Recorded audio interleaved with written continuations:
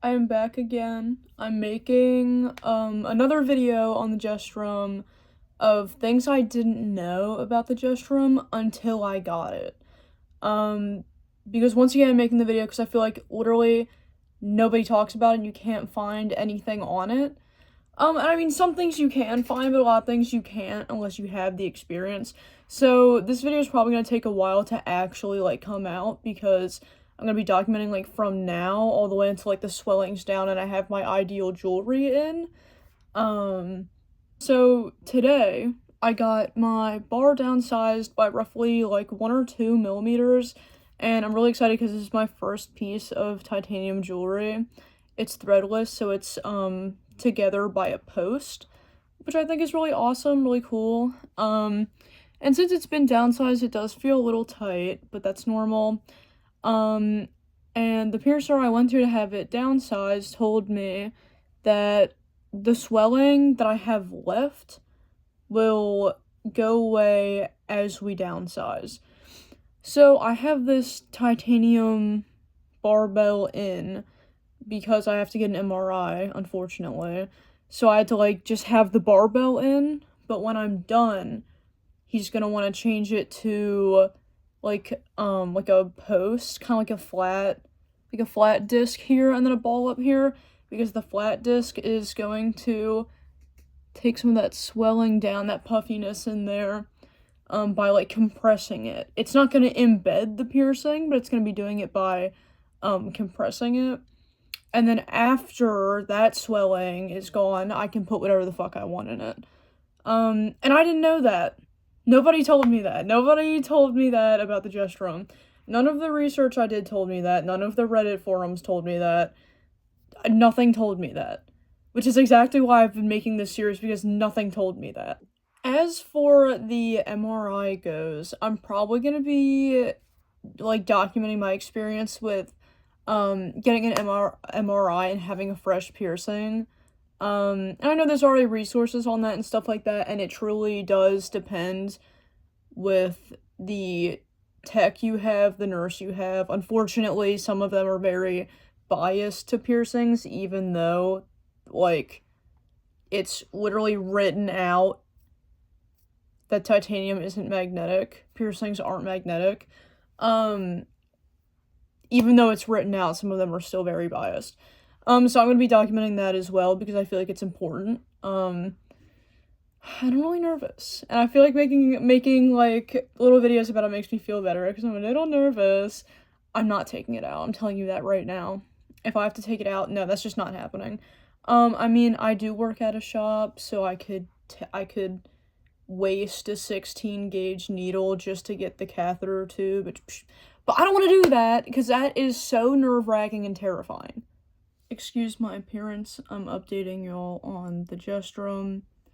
So, I'll explain why my jewelry looks like this in a second, by the way. I was extremely lucky that my MRI tech let me keep it in, even though, the jewelry I had in was implant-grade titanium. Some of them are still very biased and will not let you keep it in, but I was extremely lucky that my MRI tech let me keep my jewelry in. All I had to do was put a glass plug in my septum, take my ears out, and put a catheter tube in my navel. So that went fine. Now let me tell y'all something. If you're getting something pierced, like a jestrum or an eyebrow, something with a curved barbell, and they say some shit about, okay, I'm being dramatic, by the way, so if there's any piercers that are mad at me, yo, I'm being dramatic. If they say something about threadless jewelry, run. I hate threadless jewelry, and let me tell you exactly why. So, the titanium barbell that I had in was threadless jewelry. And I had my new jewelry come in, which was, titanium again. And unfortunately, it didn't fit. But before I found that out, I was wrestling with my piercing for literally 20 minutes. I was trying to be as gentle as possible, though. I was being as gentle as possible, jiggling the bottom, trying to pull it out a little bit. you can be as gentle as you want, I don't care. When that comes out, it's going to come out aggressively and randomly. It's going to come out so, like, violently, it's going to irritate the shit out of your piercing. Hence why I have my original barbell back in, because last night when I took it out, that shit came out so violently and so intensely that it caused swelling in my piercing.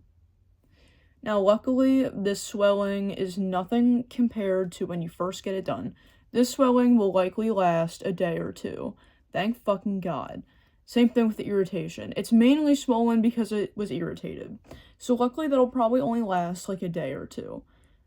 But, oh my God. That was such an anxiety-inducing experience trying to get that shit out. It's being very gentle, you know? Very gentle. Stop. Try it again. Stop. Try it again. Check how far the post is out. Don't fucking get that shit. Unless your piercing is healed, do not fucking get that shit. I hate it. And I'm not a piercer. But I fucking hate that shit. Because when it comes out, it's so aggressive and it will fucking hurt you. It will hurt your piercing. It will. I do not care. It will hurt it. So I'm really upset about that. It's like first thing in the fucking morning, which is why I'm so heated over it. Do not get that shit. It fucking sucks.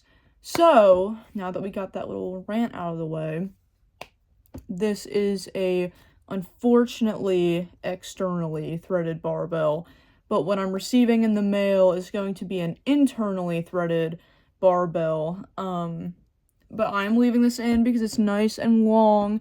I'm most likely not going to be filling out that space, but I just have it in because this is the only barbell that will fit my lip right now. And especially because it's swollen, I would rather it be a little long than a little too short.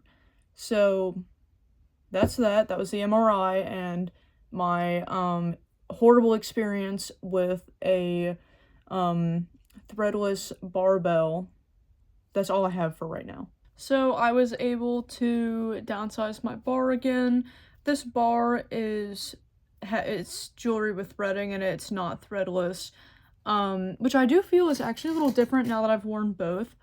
The threadless jewelry felt a little longer than this one. This definitely feels more snug, even though it was the same size. And I think this is either an 8mm or a 10mm. I'm not sure. I'm pretty sure it's an 8. But this is the this is the jewelry with the threading. What the hell? And my lip is looking really good. The top looks really good. The bottom is still a little irritated, which is normal for this piercing because the bottom meets the most irritants, like food, drink, like talking. I also have a bad tendency to do this. So, yeah, but the bar, like, is much shorter now. I had the threadless one in, and that was pretty short. That was a downsized bar. And I downsized it again, which is awesome, because now there's little to no movement with that bar. And it's nice and snug against my lip. As you can see, my lip is still a little puffy, a little dry, peeling a little bit still, which is normal for this piercing, and I would say it's healing very well.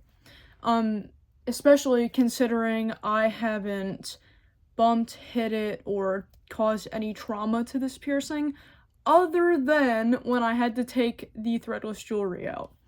So this is healing, like, really well, actually, and I think I've been doing a really good job at taking care of it. I'm super happy that this bar is nice and snug. I still have my gold jewelry coming in, which I'll show y'all when it gets in. But until then, I just got this hanging out. It's been roughly 6 weeks since I've gotten my jestrum pierced, and oh my god, I look so crazy. I just dyed my eyebrows, and they're not, like, faded yet. And at this point, I'd like to say that all of my swelling is gone. Obviously it's not healed yet, but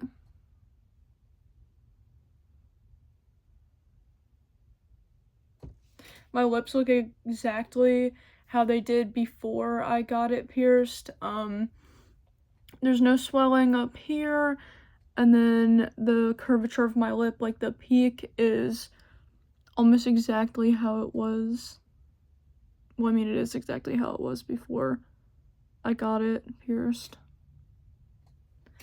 So that's all I have for right now.